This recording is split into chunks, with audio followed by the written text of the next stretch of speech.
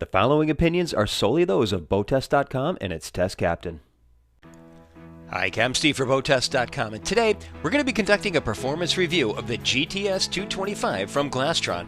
Now, this boat differs from the GT 225 only in cosmetics, things like hull graphics and the colored gauges, so for all practical purposes, this one's a twofer. Let's start with a look at the boat on the custom trailer. As for graphics, we have the trademark reverse spear, and the color band is in the aft section of the topsides. Underneath, we have running strakes starting well aft of the bow and wide flat chines up above. These chines, of course, carry back to the stern where we see a dead rise of 20 degrees. On board, the helm is quite good looking and consists of a fiberglass console with yellow face gauges of the S model. Extrusions come out from the bottom in a roadster style. An optional digital depth gauge was over to the right. Below are pull switches in keeping with the roadster styling. These are cut from billet aluminum. Indicator lights alongside tow when activated, for the rare captain that may not notice the switch extended. The wheel is mounted to a tilt base. Below is an expandable pouch secured to the side bulkhead, and way forward, tucked under the helm console, is an hour meter. We could certainly think of a better spot for this, in the engine compartment, for example. The helm seat, like the observer's seat, is a bucket style. It swivels and slides and includes a flip-up bolster. Forward, there's an anchor locker that consists of an empty self-draining compartment, absent any anchor keeper. There are 6 6-inch pull-up cleats throughout the boat. The engine hatch is opened by lifting the aft seat back. 2 gas struts assist with the lifting and hold the hatch in the open position.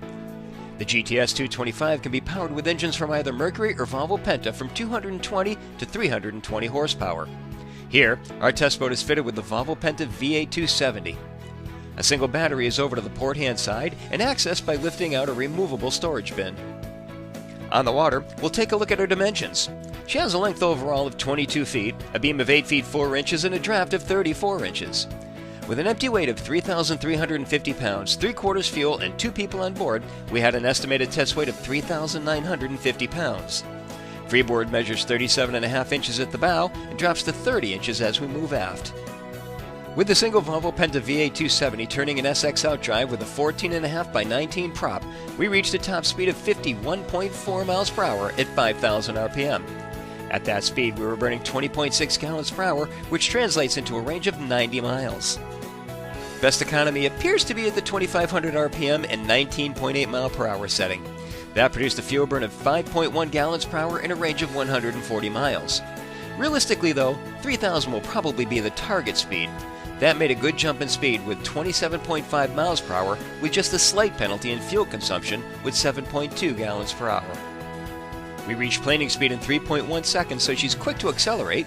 We hit 20 miles per hour in 5.1 seconds and continued through 30 in 7.9.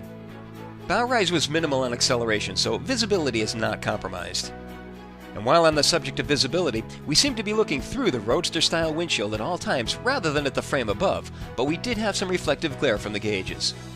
And the windshield did provide a good block to the wind. She's among the driest in class that we've tested. No matter how we hit the wake of the camera boat, we couldn't get spray onto the windshield. She also handled these crossings well, staying relatively level as she launched off the wave and then made a smooth re-entry with no pounding effect and throwing hardly any spray, which is probably why we couldn't get any on the windshield.